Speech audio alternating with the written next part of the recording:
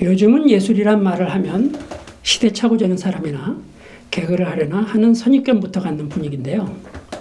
제가 젊었을 때는 왠지 생각이 깊은 사람들이 하는 진지한 일로 받아들였습니다. 만화는 예술일까요? 또 한국적이라고 불리우는 작품은 무엇을 근거로 그렇게 말해지는 걸까요? 그래서 제가 2014년에 있었던 백성민 선생과의 대화 영상을 재편집해 보았습니다. 예술과 한국적이란 말을 이해하는데 조금은 도움이 되실 거라 생각합니다. 동갑내기 오세호 선생과 처음 만난 날은 제가 만화계에 갓 입문한 28살 때인 1980년대 중반으로 조원행 선생님의 화실에서였는데요.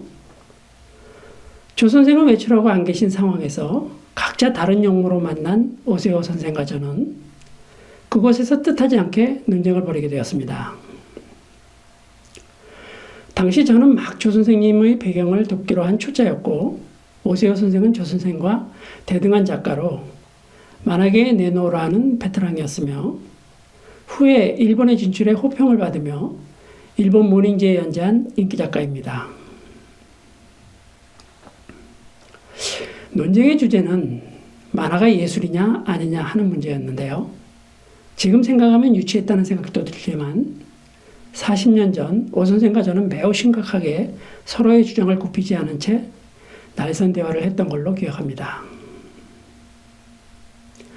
어려서부터 만화가를 천직으로 생각해왔던 저는 만화를 예술이라고 말하는 만화가들이 화가들에 대한 열등감으로 만화도 예술이라고 주장한다고 생각했습니다. 예술의 완성은 궁극적으로 테크닉에 있다는 말도 있지만 전 예술의 조건이 테크닉만의 문제는 아니며 그때까지 제가 보았던 만화들도 예술이라 말할 수준이 아니라고 생각했었습니다. 제가 오 선생과 정색을 하며까지 주장을 굽히지 않았던 이유는 아마도 예술이 아니어도 저에겐 충분한 만족을 주는 만화가의 길이 화가들과 굳이 비교되고 싶지 않았기 때문이었을 겁니다. 이 일은 오랜 시간이 흐르고 우연히 TV에 출연한 박지동 선생의 토론을 보고 좀 위안을 얻었습니다. 바로 이 장면인데요.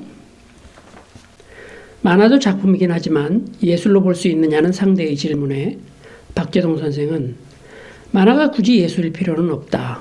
만화는 그 자체로 충분하다며 자긍심을 보여주셨습니다. 그리고 더욱 명쾌한 답은 10년 전 우연히 찍어둔 백성민 선생과의 질의응답 영상을 보고 난 후였습니다. 만화만 그려온 저는 백성민 선생의 작품이 예술성을 갖췄는지는 잘 모릅니다. 또한 한국의 역사와 한국인의 의식에 폭넓은 지식과 깊은 이해가 없는 저로선 백성민 선생의 작품이 한국적이라 판단할 수 있는 기준을 가지고 있지 않습니다. 다만 영상을 통해 백성민 선생의 진솔한 이야기를 듣고 그가 자신의 작업에 임하는 자세만은 우리 모두의 공감을 얻기에 충분하다고 생각했습니다. 그래서 의미를 정확히 전하려 하나하나 자막을 달았습니다. 우리의 선후배 중 한국적인 만화를 그린 작가를 꼽으라면 여러분은 누가 머리에 떠오르시나요? 영상을 보시고 각자 만화가로서의 자신의 삶을 되돌아보는 시간이 되셨으면 좋겠습니다.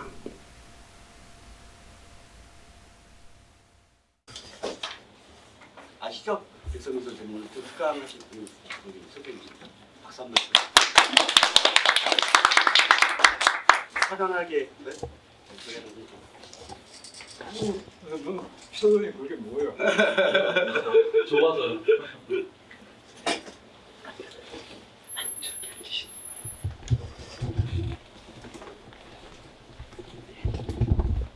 근데 나는 이야기를 하면 몇 분을 못 해요. 그냥 이렇게 뭐 하면 그래서 뭐 이렇게 이야기하기는 어렵고 뭐 물어볼 거 있으면 물어보고 그렇게 했으면 좋겠습니다. 선생님 요즘 어떻게 지내십니까? 저도 거의 열심히 그리고 있어요. 있는데 지금 한 4달 아무것도 안 하고 놀았어요. 한 10월까지 여름 내가 3년 미쳐가지고 춤그림만 계속 그리고 있어요. 그 현대무용, 그다음에 이제 고전무용. 근데 현대무용하는 그 친한 그 홍승엽 씨라고 잘 하시는 분이 있어요. 근데 이제 그분이랑 같이 사람들 한 20명 정도 초청을 해서 차 마시고 이러면서 그분은 춤추고 그 다음에 이제 젊은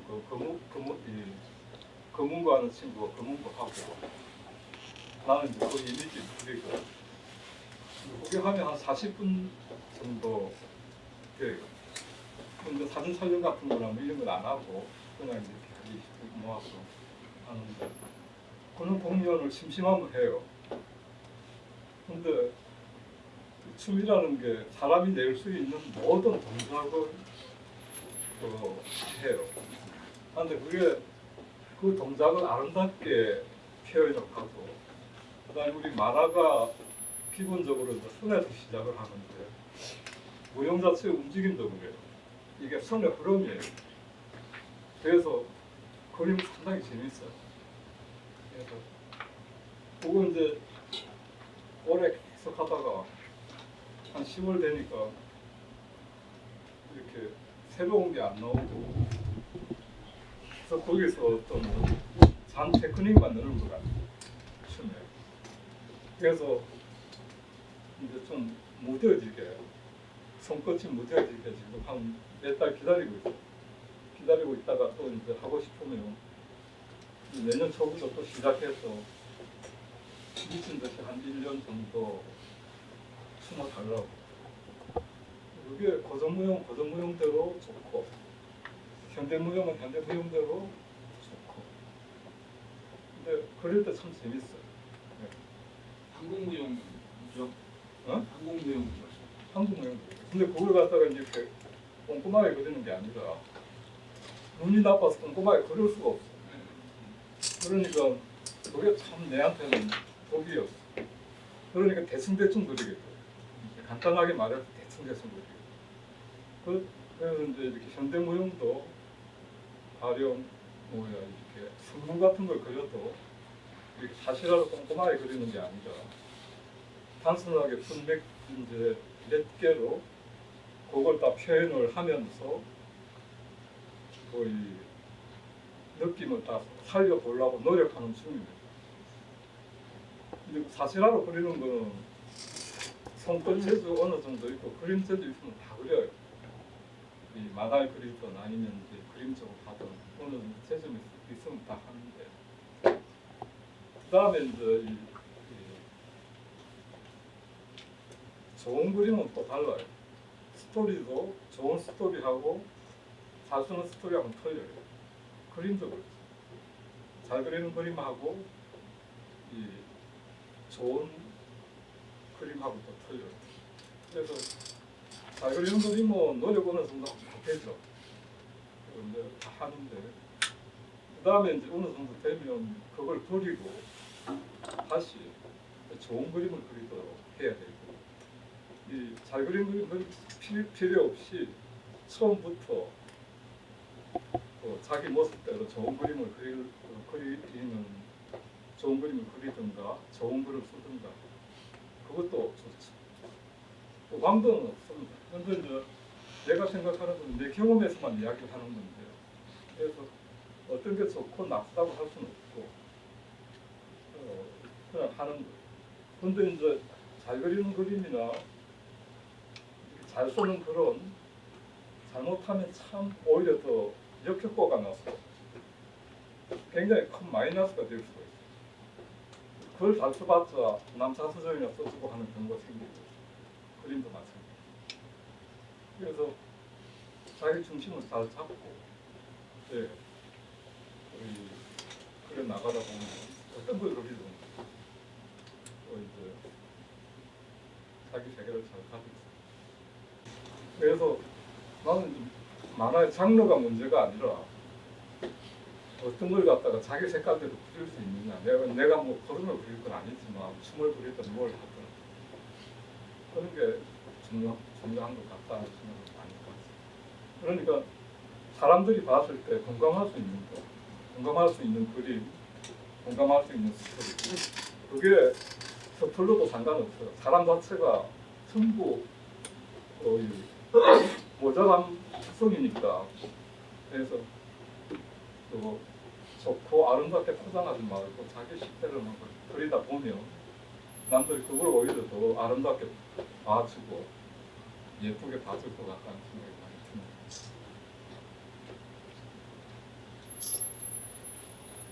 독자 입장에서 예전에 이제 오래된 얘기인데 장산범이나 토끼 선생님 작품을 봤을 때 정말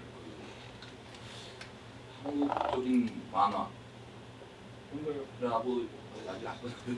그거는 외람된 말씀이고 고맙긴 한데 외람되고 내가 저희들 같은 경우는 국내 선배들보다 처음에는 외국 만화들을 더 좋아했어요. 미국 만화나 일본 만화나 영향을 많이 받고 그다음에 이제 고영 선배님 영향을 나중에 받고 그렇게 해서 시작을 해서 이제 하다 보니까 뭔가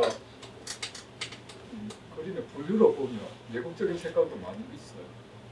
그런데 이제 그게 나쁘다는 건 아닙니다. 그런데 이제 방학기 선배님 같은 경우는 선생님이 고영 선배님이니까 선생님이니까 그 색깔을 영향을 받았는데 그건 국산이잖아요.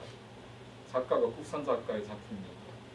근데 국산 작가의 영향을 받으나 외국의 영향을 받으나 어떤 역사의 어떤 그 모양을 그리면 아프리카 작가가 그리든 뭐 유럽 작가가 그리든 일본 작가가 그리든 한국 작가가 그리든 기본 틀의 역사적인 그 느낌이 있어요. 그 느낌만 잘 찾으면 어떤 작가의 영향을 받아도 별 상관이 없다고 생각해요. 근데 방학기 선배님 같은 경우는 외국 작가 영향이 없죠. 그 오로지 이제 고선생님 영향만 있다가 보니까 가장 한국 이조적이라고 할 수가 있어요. 가장 고답적이고 또 가장 한국적이고 어떻게 보면. 그리고 노력을 나도 하는 편인데 방학기 선배님은 정말 대단한 노력을 하신 거예요. 그림 재주는 행편은 없어요. 행편은 없는데 그분 같은 경우 노력으로 그 분위기를 이렇게 찍으면 그래서 참 방학기 선배님 작품을 대하면 좀 피죽는 게 있어요. 요새는 김종아랑 같이 인사동 가면서 방학기 선배님이 생각이 나요. 그래서 야 요즘 방학기 선배님 뭐 할까 그러는데 저 앞에서 오시는 거예요. 그래서 만나서 요즘 뭐 하십니까 그러니까 신문 연재가 너무 힘들었대. 그걸 한 자기가 1년만 더 했으면 죽었을 것 같다고. 사실 죽었을 거예요. 신문 연재가 그만큼 뭐 힘드는데 방학기 선배님 같이 독한 분이니까 그렇게 오래 버티고 하신 거예요. 지금은 이제 영화 관련 일을 이제 해주고 이제 계십니다. 편안하게.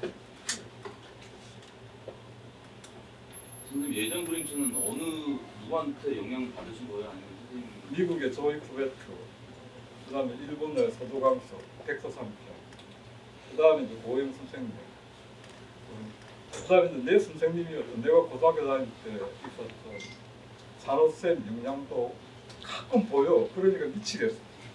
몇십 년 된 건데도 그 그림이 나오는 거예요. 근데 그게 뭐 나쁘다는 건 아닌데 어떤 때는 기분 좋을 때도 있고 기분 나쁠 때도 있고. 네. 사람이라는 게 뭘 하나를 갖다가 떠나서 완전하게 자기 거라고 이야기하기는 참 어려운 거예요. 우리가 아버지를 닮고 할아버지를 닮고 하듯이. 그래서 하다 보면 그냥 내 모습 이대로 나라고 생각하면서 사는데 사실 내가 아니거든요. 만화도 그래요. 여러분이 그리는데 여러분 얼굴 같아도 여러분 앞에 그거 이제 모양들이 다 있기 마련이에요. 네.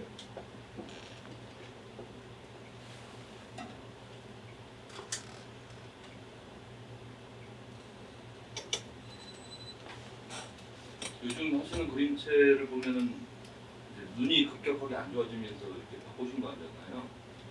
근데 이제 되게 시원시원하고 남성적인 맛도 있고 그런데 어떻게 어느 하루 아침에 이렇게 될 것 같지는 않거든요. 옛날에 내가 이제 장길살이 할 때 돈을 굉장히 못 벌었어. 집도 팔아먹고 일단 뭐 끝을 내긴 해야 되는데, 이제 그 전까지는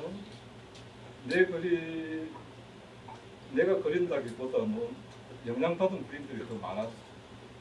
그래서 이제 그랬는데 장길살이 끝날 때쯤 되니까 뭔가 이제 다르다 이제 하는 걸 가지게 되었어. 근데 뭐라고 질문했지? 그 그림체 지금 요즘 하시는 그림체를 아, 하루아침에 어떻게 그러고 이제 그 뒤에 이제 조금 이제 자신감이 생겨서 뭐 터키니 뭐니 이런 거 조금 했어요. 하다 보니까 진짜 뭔가 대단한 걸 하나 해야 되겠다 싶더라. 그래서 이제 준비를 하고 있는데 어디서 이제 성경만화를 해달라고 신청이 돼요. 그래서 잘 됐다. 한국적인 내 생각에, 어리석은 생각에 내가 썼는 한국 순으로 성경 만화 그리면 멋있는 만화가 하나 나올 거다. 생각했는데 그건 내 착각이었어. 그러니까 내가 이제 장길산을 그릴 때 내가 하도 힘들게 하고 시골로 뭐 집 팔아서 살가고 하니까 마누라가 교회를 나갔다. 내가 나가서 펑펑 울 수가 있으니까. 그래서 마누라가 따라 나가자고 그러는데 안 나갈 수가 없어서 이제 나가게 됐어요. 그래서 이제 성경 만화를 어디서 하자고 그래서 시작을 했는데 내가 믿음이 깊은 게 아니야. 그러니까 아니면 단순히 돈 보고 하든가. 그 두 개예요. 진짜 믿음이 좋은 친구들은 그게 그림이 어찌됐든 그려내. 그 다음에 돈 보고 하는 친구들은 팀을 만들어서 어떻게 하든 그려내. 근데 나는 고마워. 근데 예수님 얼굴을 못 그리겠는 거야. 그 얼굴을 그렇게 3년을 하다 보니까 완전히 눈도 나빠지고 몸도 가고 완전히 내가 죽었다 깨나.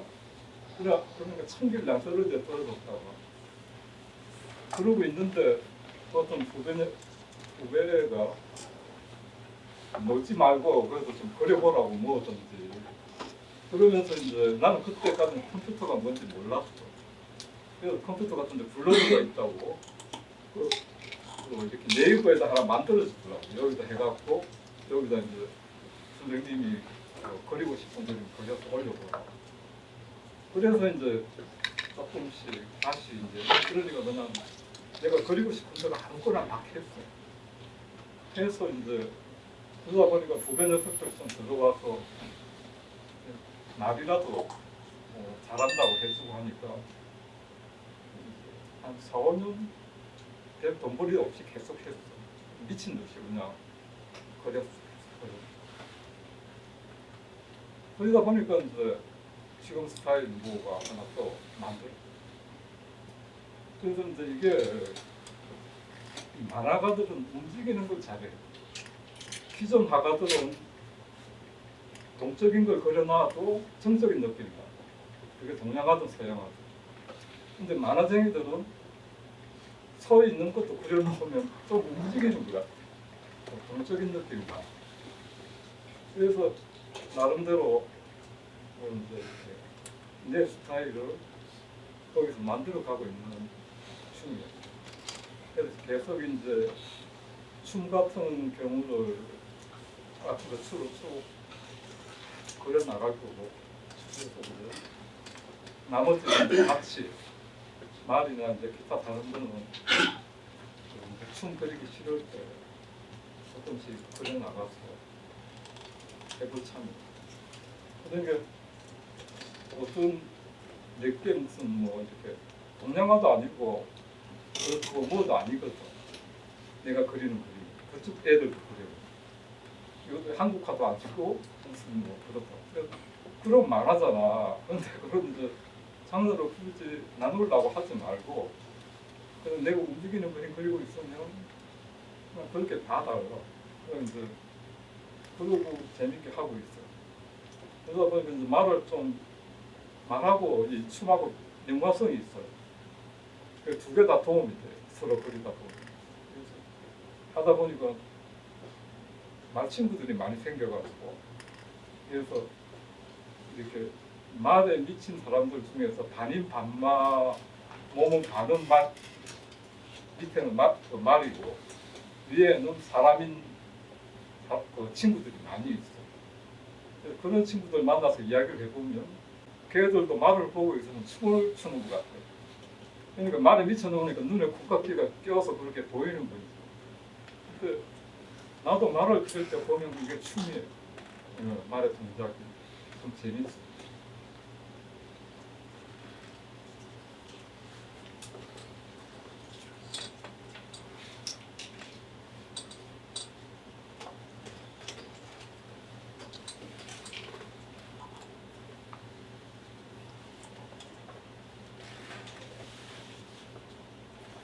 선생님, 제가 한 말씀 좀 드려도 되겠습니까? 네. 예, 저는 제 이름 김학민이라고 그러고요. 네. 사실은 지금 뭐 만화 관련된 일을 하고 있지는 않습니다. 그런데 워낙 선생님 팬이었는데 오늘 맹상 선생님한테 잠깐 놀러 왔다가 특강이 있다고 그래서 부처님 얘기해서 여기 제가 참석하기로 했거든요. 제가 아주 선생님 뵙고 싶다 그래서 제가 참석을 했는데 인터넷에서 선생님에 관계된 글이 있어서 스케일 글을 한번 읽어보고 싶은데 괜찮겠습니까? 예.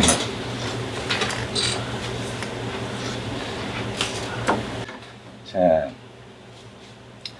70년대 초반 이람사에서 출판된 태평양 전쟁 시리즈입니다. 각각 산호 선생님, 고우영 선생님, 손희성 선생님이 제자인 백영철, 백성민 가로치고 진만동, 김창호 작가가 나누어 맡아 그렸습니다. 그중 백성민 작가는 1편 진주만 기습과 4편 코레이들 요새를 그렸습니다. 어느 책에선가 백성민 선생님 가장 기억에 남는 작품으로 이 만화들을 꼽았었습니다.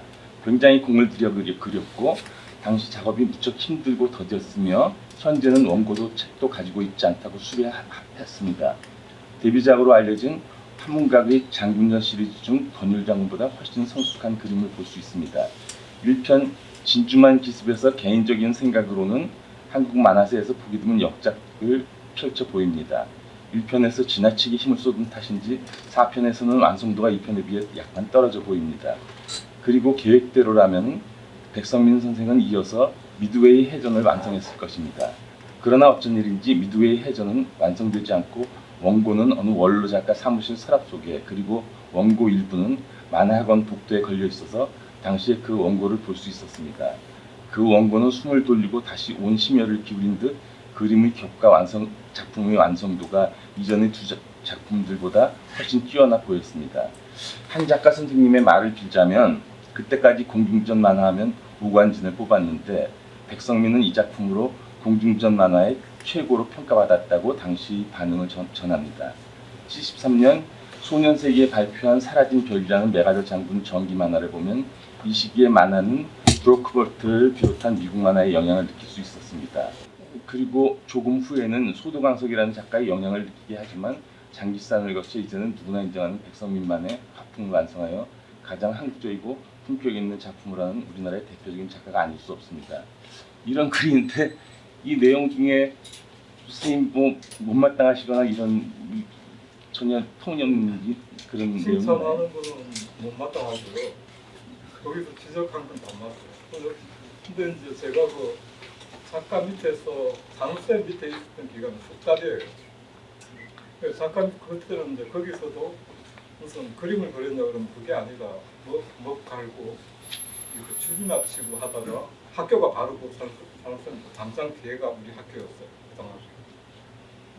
그런데 이제 작가 밑에서 석작을 한 기간이 없기 때문에 이렇게 예식장을 이렇게 그려나가는 게 참 저한테는 고역이 없어요.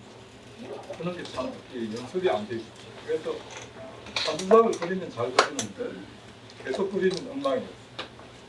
그런데 억지로 이제 한 권 정도는 그려낼 수가 있는데 그 이상을 더 하면 형편없는 돌작이 되고 한 경우가 있어요.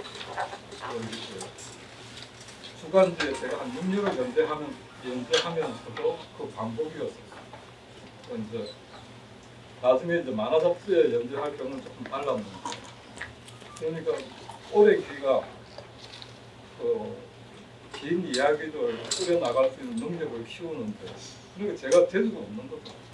열심히 하긴 했는데 그래서 옛날 시작은 멋있게 해보자고 시작을 하고 그 다음에는 또 썰어주고 그런 이제 방법을 길게 했습니다. 근데 만화가들 뿐이 아니라 쟁이들이 소설가든 시인이든 일생에 다 이렇게 고르게 좋은 작품을 하는 작가도 있어요. 근데 그런 작가는 정말 뛰어난 작품이 또 없어요. 근데 또 어떤 시인이나 작가들 중에서 소설가들 중에서는 장편 같은 경우가 한두 편 좋고 나머지는 밥 먹고 산 거예요. 좀 가자들. 그리고 장편을 하는 경우는 그거 그냥 책으로 내놓고 사람들이 봐주는 건 고마운데 작가 입장에서 보면 그거 참 부족한 거죠. 한 카트, 네 카트만 해도 제대로 해내기가 어려운 문제인데 그걸 네 건씩 해가지고 제대로 해냈다고 폼 잡을 필요가 도저히 없는 거예요. 네 건짜리 계속 하다 보면 형편없이 부족해지고 아무래도 한 권짜리보다 부족할 거고 10페이지짜리보다 부족할 거고 그러니까 이렇게 장편을 하는 경우는 그냥 우리 사는 모습하고 비슷해요. 부족하면 부족한 대로 실수할 때도 있고 또 이제 잘 될 때도 있고 그래서 지금 말씀하신 건 참 고마워요. 제가 정말 첫 편 같은 경우는 꼼꼼하게 그리느라고 한 권 가지고 거의 1년을 그렸어요. 그러니까 그러면서 조금씩 장편을 하는 능력을 키웠는데 키우다 보니까 이제 몸이 안 좋아지고 눈이 나빠지고 다 겪어볼 거예요. 그러면 뭔가 이제 그때 좌절하면 안 되고 힘들더라도 또 다른 그림 세계가 기다리고 있어요. 또 만화 속에 또 다양한 모양들이 있기 때문에 그래서 그걸 기다리다 보면 또 찾게 되고 그러다 보면 그거 가지고 또 밥은 먹고 살게 되고 또 쟁이들 분야에서 정말 좀 잘 사는 부류는 몇 프로 안 되거든 어느 분야든지 그렇게 될 수 있으면 좋은 거고 안 되면 제가 좋아서 하면 겨우 밥 먹고 살 수 있지 않겠나 하는 정도 생각을 가지고 있어요. 그 조금 아까 읽어드린 그 텍스트의 내용에서 뭐 오류나 신뢰되는 건 없었나? 전혀 없습니다. 스님 그게 제가 쓴 글이거든요. 아, 제가 그 70년대 초반에 선생님 그림을 보고선 너무나 그때 좋아가지고선 그 학원의 복도에 스님이 그리신 큰 항공모함 위에 그 함재기들이 잔뜩 있는 그림이 있으셨어요. 아주 도안처럼 그려져 있었는데 1mm의 선이 한 예. 몇 개 들어가게 예, 그러니까 펜촉을 갈았어요. 스크린 톤도 없이 그렇게 그리셨더라고요. 아무래도 정밀하게 안 나오니까 펜촉을 일반 펜촉은 강한데 그걸 이렇게 갈면 더 뾰족하게 돼요. 근데 그게 손이 안 나가요. 그러면 너무 이제 겉머리가 날카로워서. 그래서 때는 죄송합니다. 곡선자를 한 몇십 개 만들어요. 그러니까 온갖 그 곡선을 다 그릴 수 있는 걸 만들어서 그걸 하나하나 손을 꺼야 돼요. 항공모함을 그리고 그 위에 이제 그게 엔터프라이즈 같은 거고 그 뒤에 이제 그런 걸 내가 10장 정도 그렸는데 내가 그걸 왜 그렸냐면 한 장 그렸는데 한 달 정도 걸리거든요. 근데 내가 뭔가 이렇게 꼼꼼하게 해볼 수 있는 집중력이 어느 정도 되냐 이걸 한번 해보고 싶었어. 그래서 이제 이게 전체를 놓고 하면 그림이 안 돼요. 그러니까 그걸 대상을 해놓고 거기에 종이를 덮어서 이제 부분만 한 3cm, 3cm 정도씩 파놓고는 맞춰 나와요. 근데 그렇게 이제 하다 보니까 처음에 엔터프라이즈를 한번 그렸을 때 하고 그 다음에 엔터프라이즈를 그렸을 때 하고 정밀도가 훨씬 틀려요. 집에서 엄마한테 혼 많이 났죠. 뭐 옛날 그런 것만 하고 있었으니까 그 이제 만화처럼 근데 이제 그렇게 하다 보니까 이제 그 당시에 유명한 뭐 박 대통령이나 이경철 회장이나 이런 초상화를 내가 다 그렸어. 해놨었어. 그러니까 그 주름 하나하나를 그 곡선자를 내놓고 탁 끊는 거. 그거 하는데 이제 큰 건 아니고 한 요만한 거 그래서 한 달 걸려요. 근데 돈은 몇 푼 못 받아. 중간에 이제 하는 또 이제 그림 업자가 하는. 근데 그 그림들을 그 당시에는 정책방 같은 데가 뭐 미군 월남전이 한창 때라 미국 해군 잡지, 공군 잡지, 육군 잡지가 많이 왔어요. 근데 그걸 이렇게 해서 사서 딱 이렇게 이 잡지 저 잡지 끼워 맞추다 보면 비행기 투시도가 낮아요. 그러니까 그 당시에는 팬텀기가 최신기였는데 팬텀기를 그 레이더부터 그 투시도를 다 그렸어요. 이 책 저 책 다 맞췄어. 그래서 그 한국일보 있는 그 만화 쪽부터 해서 보여줬더만 집에 와가지고 그 그림 10장 다 안기고에 뺏겨 군사기밀이다. 그때 우리나라랑 막그 팬텀이 들어올 때였어. 근데 그것만 가지고 가지고 다른 그림 다 가지고 왔어. 그래서 그 그림도 그때 이제 이렇게 테마했던 게 내가 지금 하나도 없어.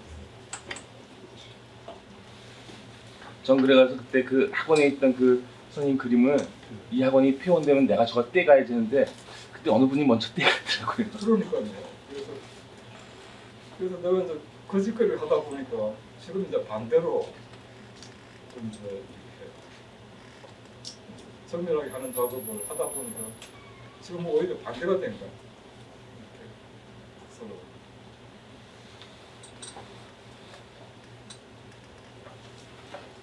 감사합니다. 근데 저희들 때 제가 이제 이렇게 못나서 그랬는지 모르겠지만 출판사에서 잡지사에서 일본 만화를 어떤 텍스트를 가지고 와서 연재를 하자고 시켜요. 근데 이제 정말 훌륭한 작가들 같으면 안 한다고 딱 거절을 했을 건데 집에 몇 푼 갖다 줘야 되고 저 이렇게 엄마한테. 그래서 이제 그걸 연재한 게 한 2가지 돼.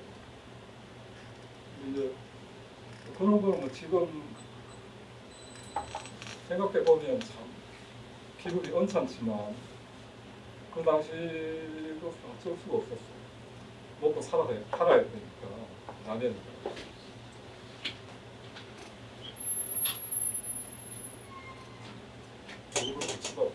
그래서 가서 이제 이렇게 부려서 사는 거예요. 사진 같은 거 있으면 요즘은 뭐 필요 없어도 한 카톡 때문에 사는 경우가 많아요. 근데 요즘 지금 작업하고 있는 친구들에 비해서 자료가 엄청나게 부족하고 그러니까 작품대로 고정이란 측면에서 보면 형편이 없어. 사실 형편이 없어도 우리들 나름대로 그때 이제 그것으로는 열심히 한 편이지. 그래서 요즘 뭘 하나 찾아도 뭐 화성청을 하나 찾아도 인터넷에 딱 치면 거기 정밀한 모양까지 다 나오잖아요. 근데 우리는 화성청 사진을 찾아도 이게 저기 육군 그 군사박물관에 안 가면 알 수가 없어. 우리 때는 그대로 또 생각이나 뭐나 참 단순했어. 보는 정보도 적고 이런 거.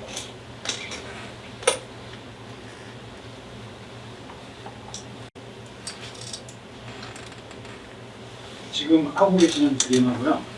연관시켜서 혹시 그 애니메이션 같은 쪽으로 관심을 갖고 계신지. 저는 모르죠. 나는 그냥 지금 내가 할 수 있는 거는 그리고 내가 지금 즐길 수 있는 거는 스스로 갖는 거. 옛날에 만화 그릴 때는 그 이상하게 나는 돈을 받으면 어깨에 힘이 들어가기 때문에 잘해야지. 근데 요즘은 내 그리고 싶은 거 그냥 그리니까. 그리고 지금도 그림을 좀 잘 그려야지 하면 안 돼. 그러니까 난 항상 이제 오늘은 말을 그려도 좀 많이 달리는 걸 그려보자. 요 정도 생각하고 시작하고 그냥 아무 생각 없이 그려. 그러다 보면 가끔가다 괜찮은 게 나아. 근데 좀 잘 그려야지. 동작을 멋있게 어떻게 해야지. 요런 이제 머리에 상상이 들어가면 안 돼.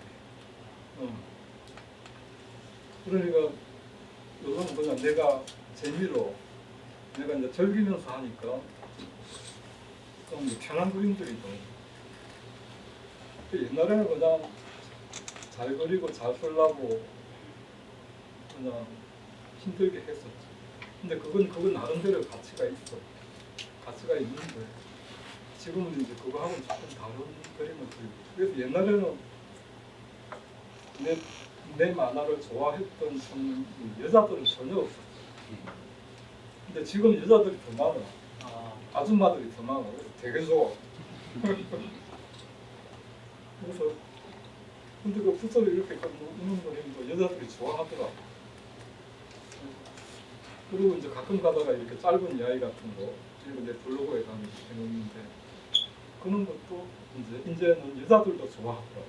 남자가. 그래서 기분이 좋아. 지금 이제 그리고 있는 춤은 내가 블로그 같은 데 안 올리고 있어요. 일단 이제 내가 다 내년까지는 모아서 하나. 선생님 그 부스르고 있는 그림에 대해서 지금 말씀하셔서 여쭤보고 싶은데 그 박기준 선생님께서 선생님 제가 워낙 팬이다 보니까 이런저런 책 읽다가 선생님에 관한 뭐 내용이 다 이어지더라고요.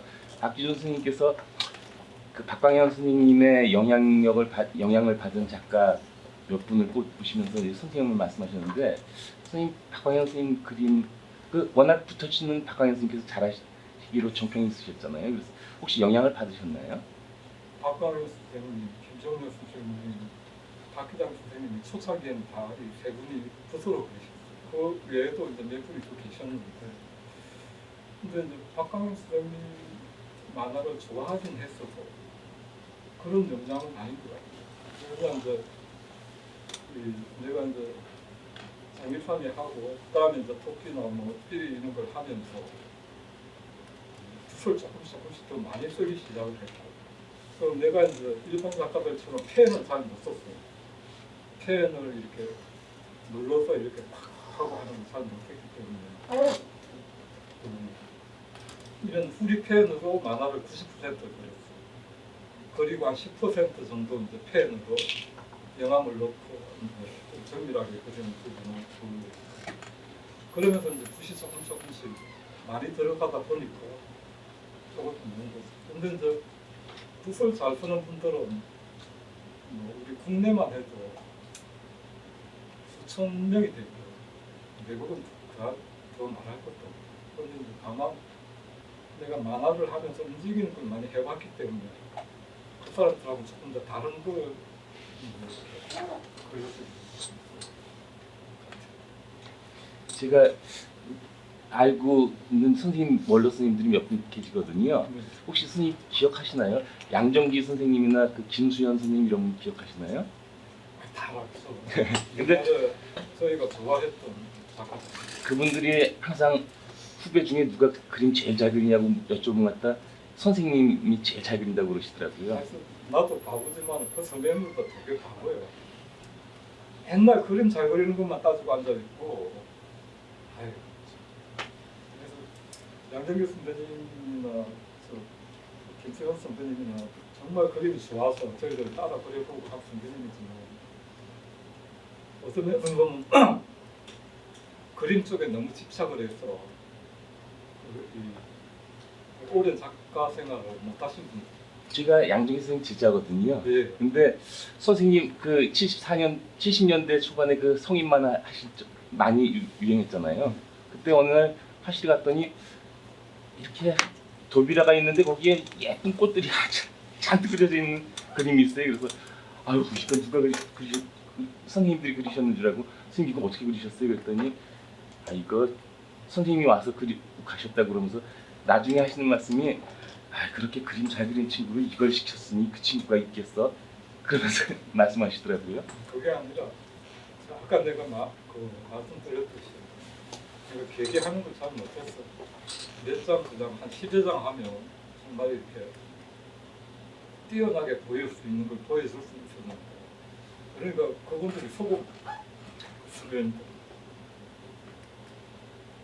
근데 그거 어느 정도 작품이 되게 그림하고 스토리하고 이걸 갖다가 어느 정도 이제 내 스타일에 맞게 올리는 데만 해서 한 11년이 걸렸어요.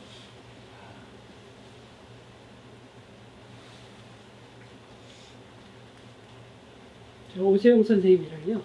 백성민 선생님을 저희들이 잘 구분을 못할 정도로다요. 두 분 사이에 차이가 있다면 어떤 부분이 있어요? 내가 생각하기는 요즘 말고 우리 때 작가로서는 제일 그림을 잘 그리는 작가였어요. 제일 뛰어난 작가였고 이제 그랬지. 근데 그 녀석은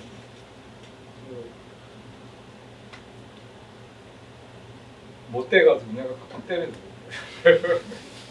근데 지금도 내가 가장 애정을 가지고 가슴 아파하는 게 세영이에요. 내가 다른 작가들하고는 그렇게 뭐 자주 연락을 안 하고 세영이하고는 내가 아직 살아있냐. 그래서 그 녀석은 술만 아니었으면 지금도 그때보다 더 다음 단계에 어떤 그림을 그리고 있었을 거예요. 근데 지가 술이 더 좋으니까 술 먹고 지내는 거 괜찮아요. 다음 거 안 그려도 돼. 지가 지금은 만화보다 술이 더 좋으면 술 먹다가 죽으면 돼. 근데 정말 제일 아까운 만화가 오세영이에요. 근데 지금은 이제 이렇게 그림을 잘 그리는 작가들이 많이 있더라고요. 근데 저희 때는 이 세영이만큼 어떤 능력이 또 이상하게도 공주 사람들이 재주 있는 사람들이 많아. 박찬호도 있고 박세리도 있고 그다음에 우리 뛰어난 오세영이도 있고. 근데 개인 작업을 하는 작가의 경우는 보통 이제 나이가 들면 그걸 갖다가 어떤 생각하고 연관해서 이렇게 그 그림을 유지해 나간다는 게 참 어려워요. 팀 작업을 하는 경우는 괜찮은데 젊었을 때는 젊음으로 그걸 뻗대고 나갈 수 있어요. 그래서 세영이도 그런 지금 풍랑에서 한참 헤어나지 못하고 있어요. 근데 지가 술 좋으면 술 먹다가 죽는 거지 뭐. 그 어떤 친구들은 걔 보고 자꾸 만화 그리라고 그러는데 술 좋을 때는 그냥 놔둬야 돼요. 그러다가 이제 만화 지금 술 그렇게 좋아하면서 생각은 술에 가가 있고 만화 그리면 그 만화가 제대로 생겨 나오겠어. 개판이 되고. 그럼 술 확 먹고 죽던가 아니면 살아있어도 다시 제가 그림을 그리고 싶으면 다시 그리겠죠. 어쩌면 그 의욕을 가지고 그리지 않으면 안 되는 게 개인 그 창작을 하는 작가들 그냥 그게 이제 만화뿐이 아니라 다른 분야. 그래서 그걸 갖다 이렇게 자기를 포장화해서 만들어 나가는 것도 상당히 중요해요. 만화계 듣는 것. 근데 세영이 같은 경우도 그런 건 아니거든. 그런 성격 작가가. 그러면 지금 모양이 가장 세영이다워요. 가장 이렇게 쟁이로서의 삶의 그 모양을 본다고 그러면 세영이가 가장 지금 거기 가가 있어. 작가로서의 소질머리는 더 나빠지고.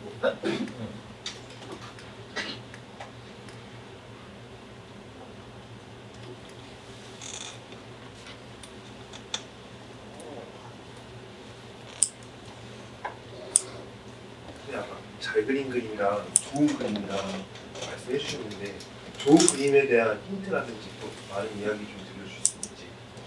여기 보면 이말년이 만화 같은 게 있죠. 그게 좋은 만화지 뭐 재밌으니까.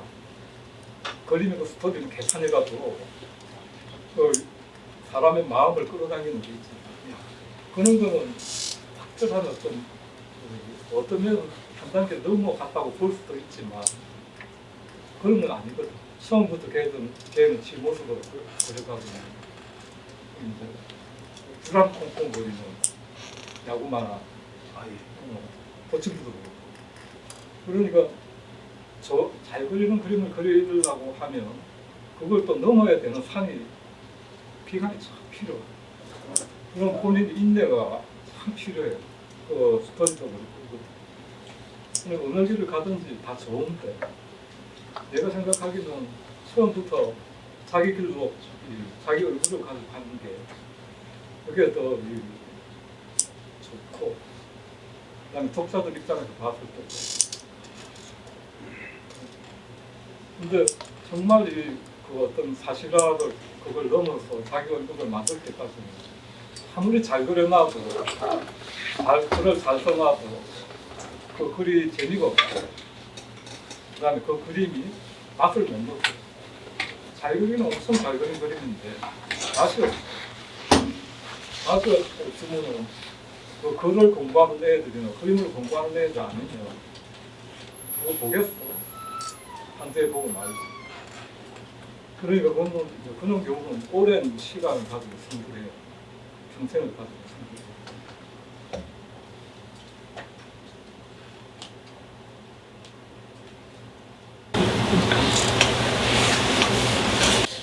저는 이제 가끔 선생님들을 인터뷰하면서 느끼는 게 지금 연세에도 충분히 활동하실 수 있는 분들인데 지금 우리나라에서 활동하시는 분이 안 계시거든요.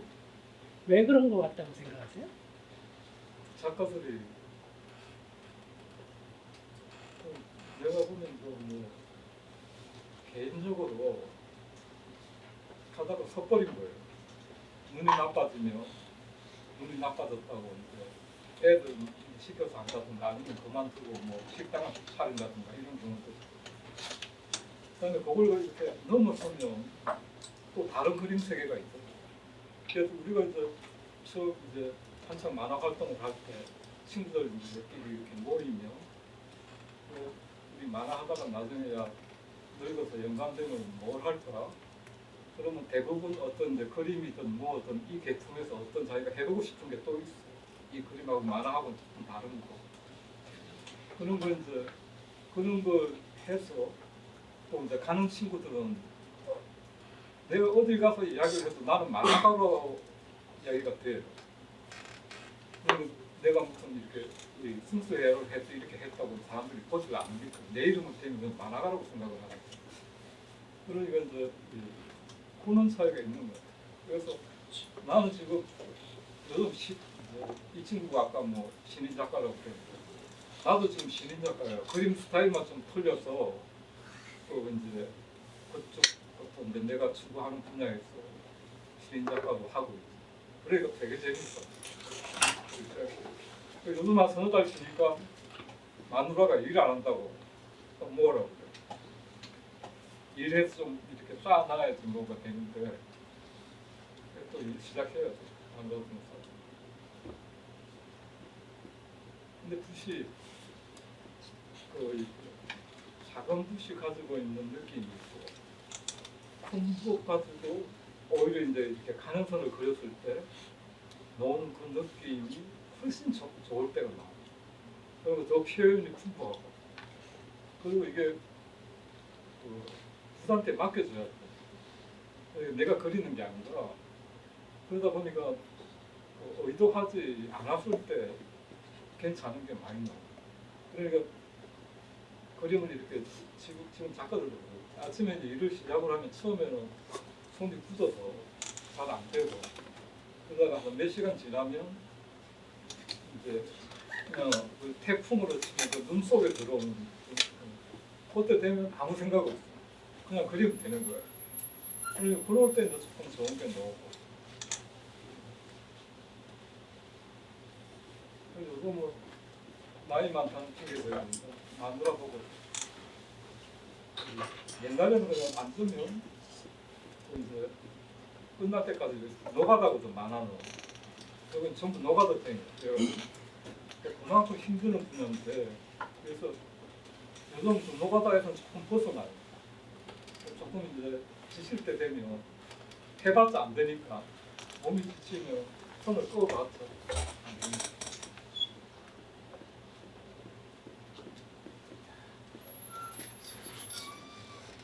제가 요즘 이제 작업할 때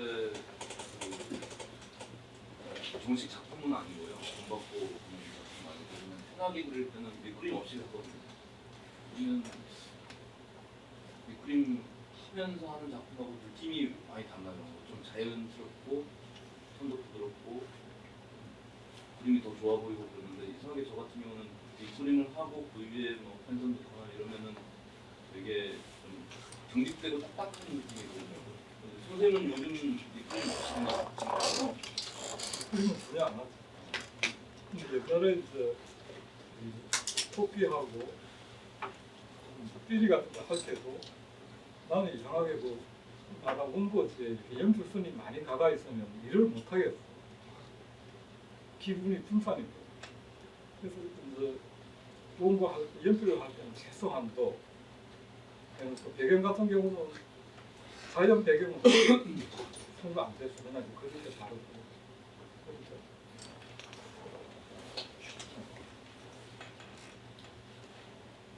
인물 같은 경우는 최소한도 이제 표정 같은 거는 약간 해놓고 그리고 원고가 깨끗한 느낌이 나게 해놓고 이제 그렸어요. 이제 또 한 페이지 다 그려놓고 보면 엄청 지저분해. 깨도 많이 있고. 그런데 내 성격상 어떤 이제 이렇게 캐릭터를 이렇게 잡아놓고 하는 스타일이 내가 못해. 나는 항상 주먹구구식으로 그려요.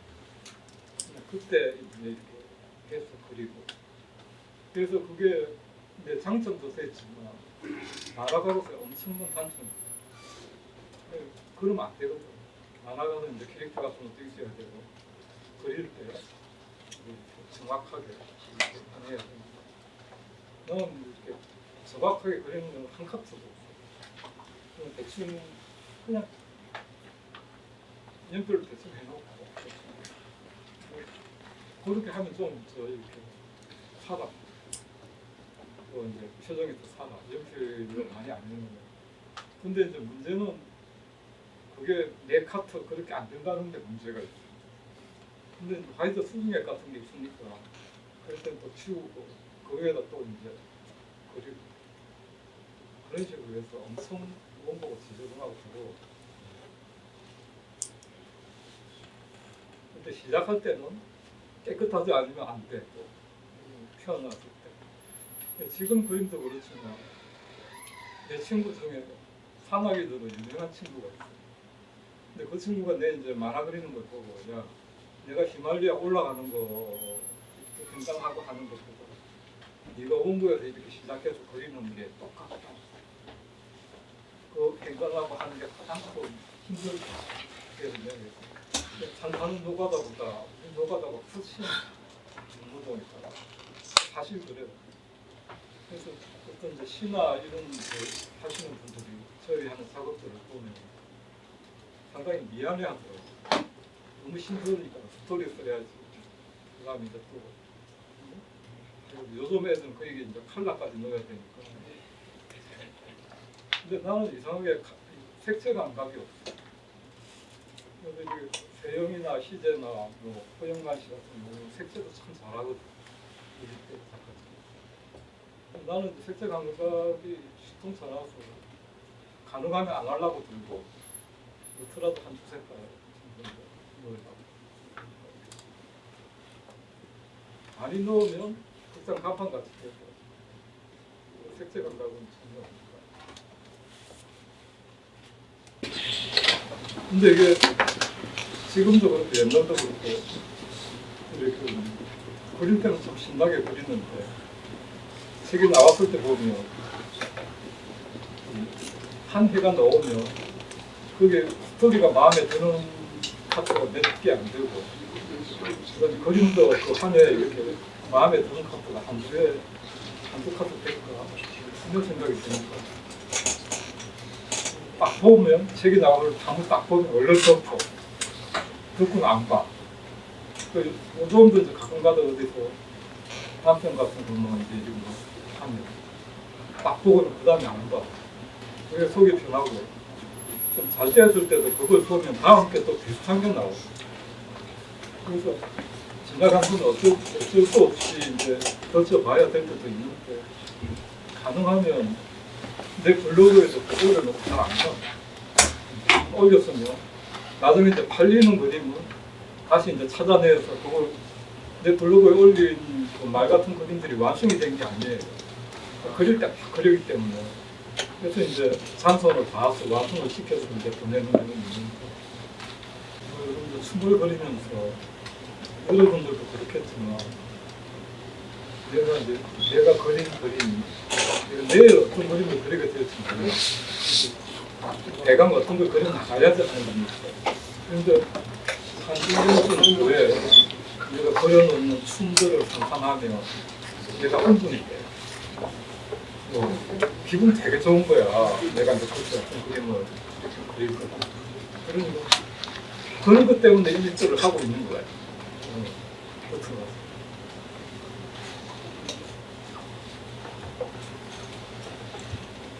충분히 언제쯤 공개를? 내년쯤은 이제 전시회를 한번 할까 싶어.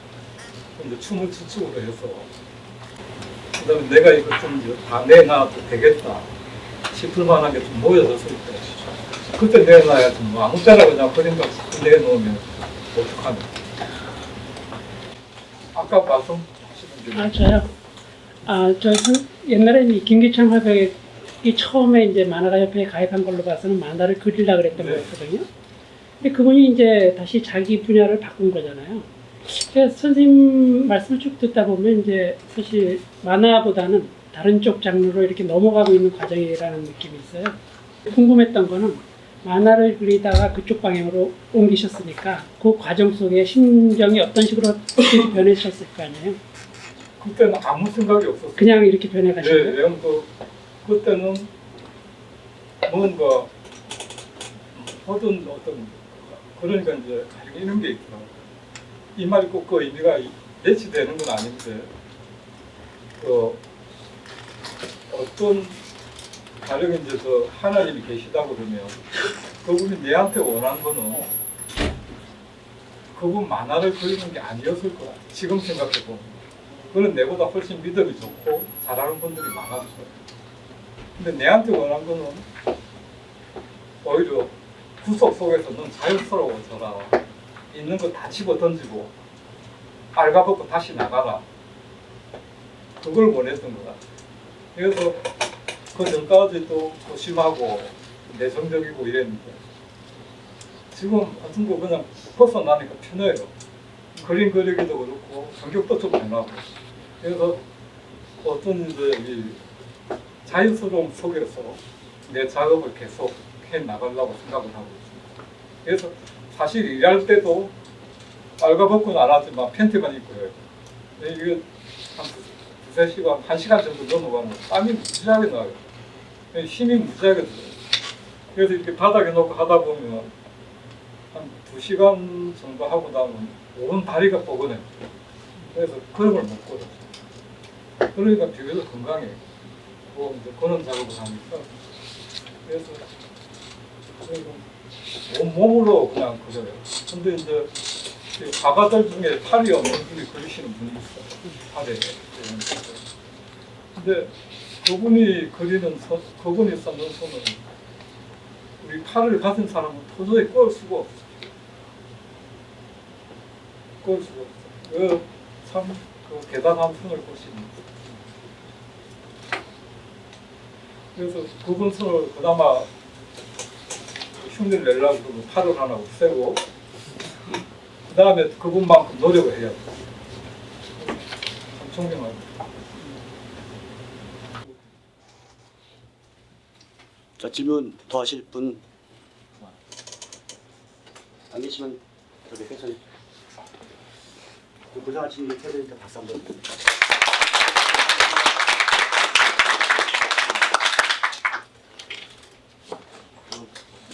끝나시죠?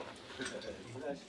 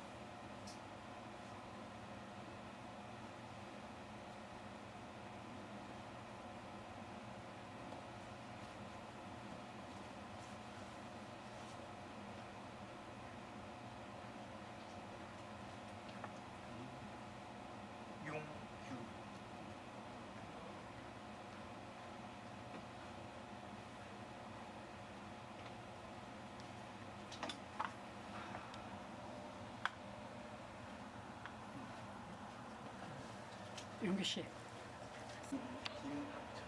네, 됐어요.